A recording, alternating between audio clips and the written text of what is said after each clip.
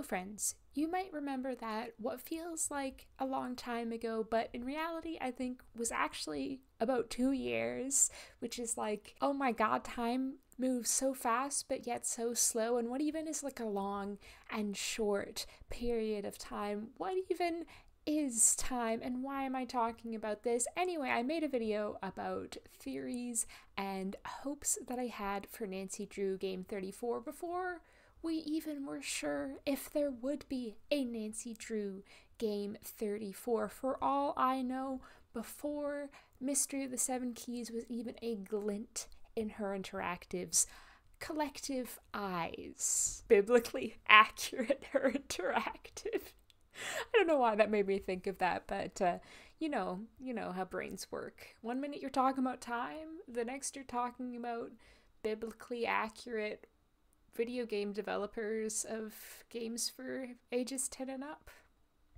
It's just how it goes sometimes. Anyway, I made this video, and now Mystery of the Seven Keys Game 34 is out, so I wanted to return to it to reflect back on it and to see how accurate my theories / hopes were, if they manifested. And I haven't watched back this video. I haven't really thought about it in a long time, but from what I do remember, I was very wrong. I was not right about a lot of things, perhaps anything, but I guess we can only watch on and find out. So that is what we are going to do, mes amis. We are going to watch 2022 Snugly. Take it away, 2022 Snugly. New game hasn't officially been announced but yet. now it has. It is official. It is, girl. It is. I can tell you it is. Yeah, and none of us believed it. None of us believed it, but they were. They were. Recently trademarked the phrase Mystery of the Seven Keys, but I really didn't think this was going to happen at this stage. I really, even though I said that, I don't think I believed it in my heart. I was proved wrong, and I was happy to be proved wrong. Although, I've said that now. Happy to be proved wrong. I'm going to be proven very wrong. I don't know if it's all going to be sunshine and rainbows on my part, and instead of just clouds and shame. A few educated guesses based on Her Educated, as if Her Interactive would do anything logical. No shade. Maybe a little bit of shade. I'm going to start by saying what I think Game 34 won't be. I don't think it'll be another spooky game, as it's unlikely Her Interactive would... Cut the camera! Already wrong. Already wrong. Not starting out strong. Her Interactive were like, oh, girl, you didn't think this would be a spooky game? Bam! Spectral knight with all his glistening muscles showing. Bam! Puppet of death. Bam! Evil cloud of gas stalking you around the streets of Prague. You fool. You little fool to think this wouldn't be a spooky game. You absolute clown sitting there in your clown chair. I should be wearing a cone of shame right now. Let us continue and see in how many other ways I can be wrong. Would produce 2 in a row, especially now that they're taking more time to develop their games. They would produce 2 in a row. They would produce 2 spooky games in a row. They would. Return to the previous game engine. They've committed to the Unity. What's this? What's this? Something your girl was actually right about? Hey, I mean, this is probably an easy guess. Like, they would not return to the previous game engine because it's basically, from my understanding, unusable now. It is not keeping up with modern technology, which is why some of the Nancy Drew games struggle so hard to run on Windows 11. I don't know why people keep coming back to this and keep going like, oh, I don't know why they can't return to the old game engine. It looks so much better. It's like, oh my god, it was being like held together by probably like super glue and hope by the end of it. Like, you kids need to learn your history. I thought we knew this. The old engine was very difficult to use. It is outdated technology, and we just have to accept that and move on with the times. That's my rant for the day. I don't think they will initiate a romantic relationship between Frank Hardy and Nancy, despite hints in that direction. 2 out of 3 so far. Not too shabby, I would say. Yeah, there is not much Frank in Mystery of the Seven Keys. The Francie shippers are starving out here. They are begging for scraps, and Her Interactive was like, nay, not a crumb shall you get. They fully doubled down on Ned as Nancy's main squeeze, which I don't know, I'm not a Francie shipper myself, but, you know, I'm ready for the downfall of Ned. I'm waiting. I'll be like, you know, in the front row seats to his downfall with my popcorn and my Instax Mini 8 camera. Okay, I will be seated. Anyway, this is not about Ned Nickerson. I don't want to talk about that man, okay? But who knows? Maybe they'll surprise me. Watch this video be featured on the Poorly Aged Things Twitter when every single one of my theories proves to be incorrect. I think we may discover this is, in fact, a poorly aged thing. The prophecy has come to pass. It is as the wise old sages predicted. And by wise old sages, I mean myself in 2022. As for what Game 34 might be, I have 2 main theories. Let's see how my main theories turn out to be mainly wrong. My first and most obvious theory is that the next game will take place in Austria, on the vacation that Nancy mentions wanting to take with Ned in Midnight in Salem. Friends, was Nancy Drew Game 34 set in Austria? No, so that's wrong. And Ned was not there, which, you know, thanking my lucky stars about that. But yeah, like I say, a bit too much Ned content for my taste. Maybe I should get a new microphone. I've been using the same one since like 2021. But you know, if it ain't broke, although it is kind of broke. To be quite candid, I've been sitting here troubleshooting my microphone issues for probably an hour. And I'm just praying to God and Her Interactive. My personal god, not to be like weirdly cultish about that. Anyway, that it'll work, so I guess we'll see. That's another problem for editing, Chloe. In one of the phone calls Nancy has with the Hardy Boys, the boys mention that they're in Boston, working on a case with some similarities to a past case they all worked on together. I'm just gonna let her speak. I have things to say about this, but I want her to finish making her case. Okay, apparently she's not gonna get into it right away, but by she I mean my past self, by the way. We are 2 separate entities, but yeah, just dropped like a stone into the Marianas Trench, never to be seen again. Theories for both Game 34 and Game 35. Okay, friends, you know, I might still be right when Game 35 rolls around. Wouldn't that be nice? You know what would also be nice? Maybe some continuity to the plot points that they set up in their previous game. Just a tiny little critique from a writer here. A writer who basically has her master's in writing. These 2 scenarios could play out in either order, or not at all. For Nancy to work on the Hardy Boys mystery first. Friends, did she go work on the Hardy Boys mystery first? No, she did not work on it at all. I feel like it doesn't even need to be said at this point.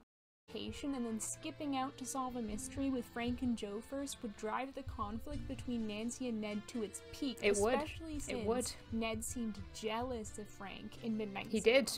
Did that come up in Game 34? No. Did Nancy and Ned address their relationship problems? No. Very obvious possibilities as to the past case the Hardy Boys mentioned. I mean, you could say I was kind of close. Because the Hardy Boys talk about Treasure on the Tracks, which is a past case that they worked on in Mystery of the Seven Keys, and there are lots of references to previous games, but no, I was not right at all about this one either.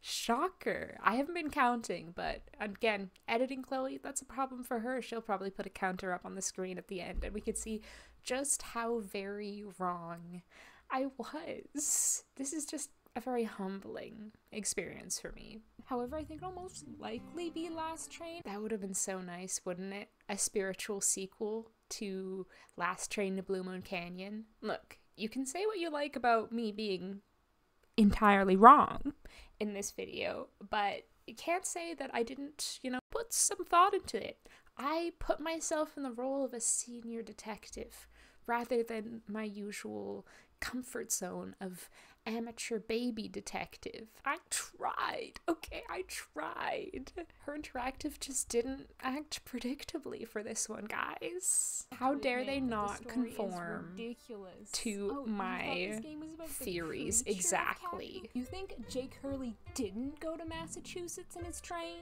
She makes a good point. She makes a good... Actually, this is something else I'm wrong about. There's just a lot of train stations with the same name that look very similar. Just more things I'm wrong about in general. But no one in the comments called me out on it, which is shocking, because if there's one thing a certain variety of YouTube commenter likes to be, it's right about everything. Granted, most people, at least in my comments, are incredibly lovely and amazing. So I'm lucky, but then there's, a few pedants who's like, actually, but this is for the actually people, I'm actuallying myself. Actually, Game 34 was not set in either Boston or Austria. It was set in Prague. You stupid little ignorant Canadian shrimp. I think I said something like that a moment ago. Another situation that's initiated at the end of Midnight in Salem is Frank and Joe's new detective agency. They invite Nancy. Okay, another plot line that is just completely dropped, absolutely forgotten about. I just don't understand at all. Like, they so clearly set it up. They're like, we're doing a detective agency. They could even had it in a throwaway line, like, oh, we're here at our little Hardy and Hardy offices over in I guess they were saying they lived in River Heights, which is not where the Hardy Boys actually live in the books, I think, but we're rewriting history here. But anyway, I thought it was so odd. I'm going to be talking about this more in my official Mystery of the Seven Keys review when I finish that, but they set up a ton of these little plot points in Midnight in Salem that they just seem to have completely forgotten about and let go in Mystery of the Seven Keys, which I think is so bizarre. It's like, you set these up. You wrote them into the game. You're not gonna do anything with that? I can understand them, dropping maybe a plot point if it had come up in Sea of Darkness or any of the games before, because the current team of Her Interactive developers and writers, etc., they weren't really involved with those games, and I can see them not wanting to touch some of the stuff back then because it was another, creator's work and maybe feels a little bit sacred to, try to co-opt or what have you. But it's this is your work. This is your work. You're not gonna do anything with it. I don't know. It's just weird to me. Not the decision I would have made, but I still did enjoy Mystery of the Seven Keys a lot. That's just one of the things I found really bizarre about it, if I'm going to be honest. I can imagine Frank and Joe inviting Nancy on this case on a sort of consultancy basis. That would be such a good game, though. And the Hardy Boys will invite Deirdre to be their partner in solving crime instead. That would have been so freaking good, wouldn't it? Wouldn't Hardy Boys and Deirdre teaming up kind of like a little mini conclusion to Deirdre's character arc, where they don't even have to actually write it into a game, which I would love even more. I think there should be a Deirdre trilogy at the very least, with Alibi and Ashes being the first in the Deirdre trilogy, Midnight in Salem the second, where she, starts to move away from her just classic cheese stereotype personality and starts to have more depth and be a bit more sympathetic. And then, a third mysterious game where she comes back again and has a full completion of her character arc, because I don't think we quite get there in Midnight in Salem. She's still kind of rejecting Nancy and pushing back against her, and I'd love to see her fully come around and her and Nancy just totally cooperate with each other. I think that would be beautiful to see. I am, number one, Deirdre, support her. Yeah, I do support her. But I'm also #1 Deirdre supporter. I support women's wrongs, and I support Deirdre's right to be wrong, but also her right to be right. You know what I mean? Am I just saying words at this point? Possibly. Let us continue to see more ways in which I, a woman, can be wrong. My woman's wrongs. Deirdre was really coming into her own in Midnight in Salem, both as a character and as a sleuth. What could have been, what still could be. I gotta be optimistic. Now, but I would love for Deirdre to become a regular in the games, similar to Frank and Joe and Bess and George. She's such an interesting character. Although Bess and George don't seem to be regular characters in the games anymore. That's another thing. I don't know what's going on with that. Were they in phone contacts in Midnight in Salem? I don't think so. They certainly weren't in Mystery of the Seven Keys. Mystery of what happened to Bess and George. The mystery of the missing Bess and George. Sad. I love Bess and George, and I love Deirdre. I really would love her to be a permanent phone contact. I am way too invested in her for her interactive to revert her back to a minor character. And imagine if they just didn't mention her at all in Game 34. How sad would that be past Chloe? Her interactive love a good historical subplot. I don't know if we can actually say we had a historical subplot in Mystery of the Seven Keys. I was about to say we did, but we did get a lot of information, but not really a strong subplot. There was a lot of context around the kings of Austria and the alchemist or whatever, but it wasn't a very strong, clear historical subplot like you get in Shadow Ranch. Shadow Ranch, it is very clear the story of, Dirk Valentine and Francis Humber. Their story is very clear. Everyone knows their story, but I don't think there was a really strong equivalent in Mystery of the Seven Keys, if that was intended.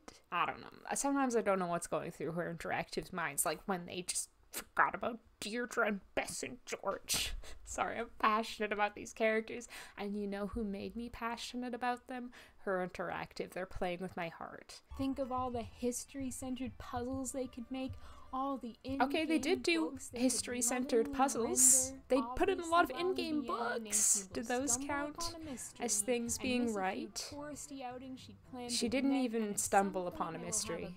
She didn't even do that. Maybe elements of the case Nancy's working on that would have been good too. Relationship with Ned and cause her to have some serious self-reflection. Damn, this girl is thinking up interesting Nancy Drew plots. I thrive on angst and drama, but it seems where was the angst and drama in Mystery of the Seven Keys? Why was everything so peachy keen between Ned and Nancy? Yeah, they do. I guess that's why they turned it around. And really, how much longer can the Nancy and Ned tension build before it has to be confronted? Okay. This has been going... Maybe I should save this for my review video, but I feel like they just let the tension drop.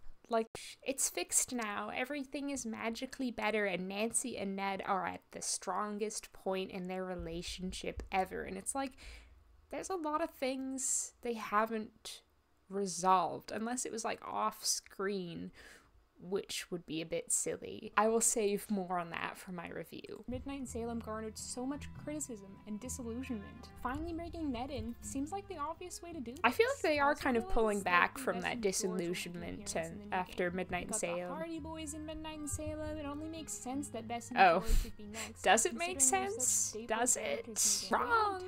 Back to the series. It would have been. It would have been a good one. Except instead of a pipe, her interactive are playing Bess and George. Okay, maybe I need to workshop that metaphor. So in that metaphor, the fans are the rats? What was I trying to say here? That's not very nice.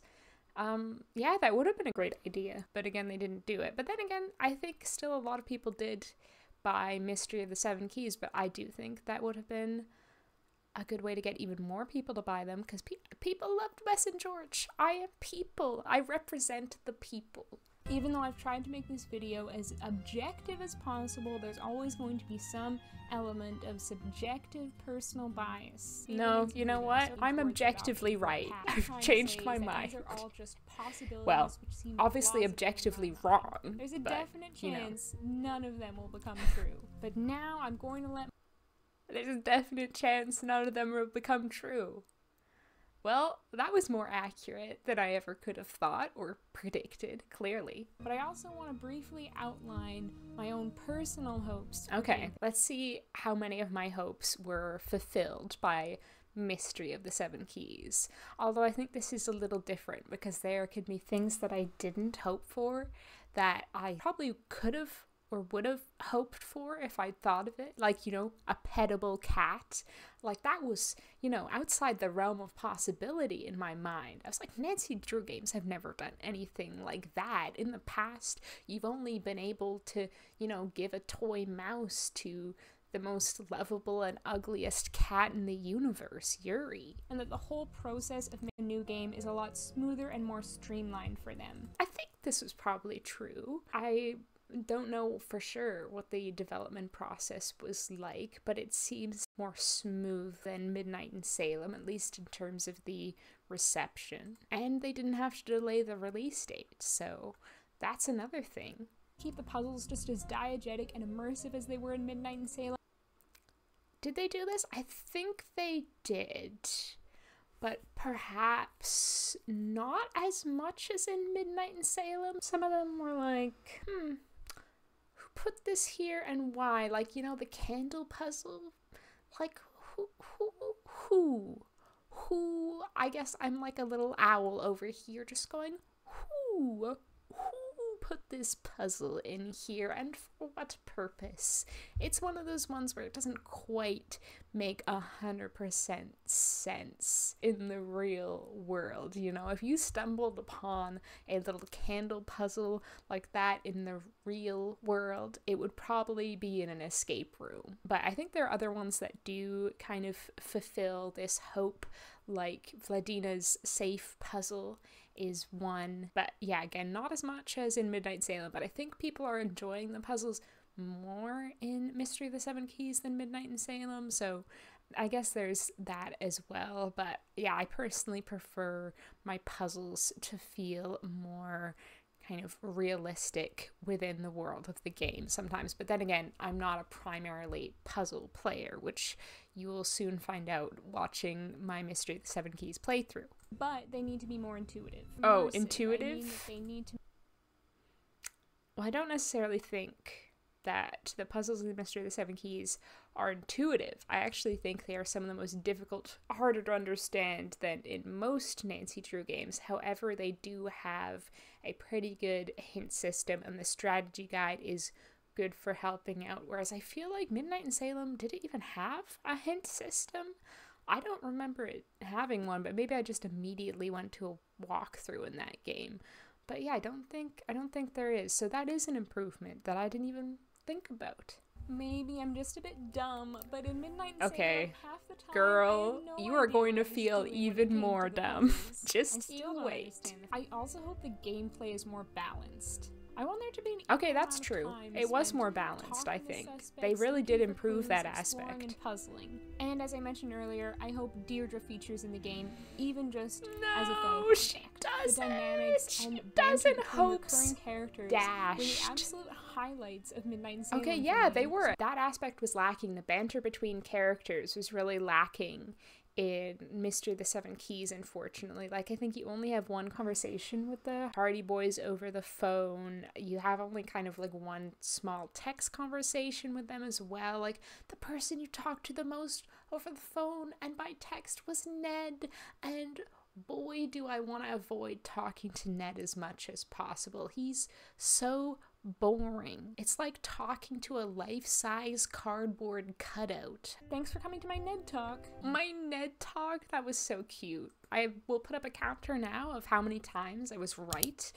Very small amount versus how many times I was wrong. Exponentially larger amount. But hey, you know, YouTubers, they're just like everyone else. Sometimes they too get things wrong and are complete f***ups like all the little peasants in the comments. Just japing with you all. I hope you can accept that as a little jape. I love my commenters when they're not constantly trying to correct me on every small thing that I've done or said wrong. Couldn't I have paused this on a more flattering shot? Let's see. Yes, that's much better. You know what? Let's leave it as that. I don't know why I'm like, let's leave it on a more flattering shot while I finish talking, because I really don't have anything more to say. Actually, you know what I do? If you have any theories or hopes for game 35, potentially called Mystery of the Missing Clue, if the trademark thing was right, put them in the comments. Doesn't quite make 100% sense. 100% sense. Wow. Sense? Okay, oh my god. It's getting late. I'm losing my mind. I'm like, whoa. Have you noticed that scent and sense sound similar? I want to ride some trains. I want to go off the rails. Actually, going off the rails would be like not really riding a train anymore, so I redact that.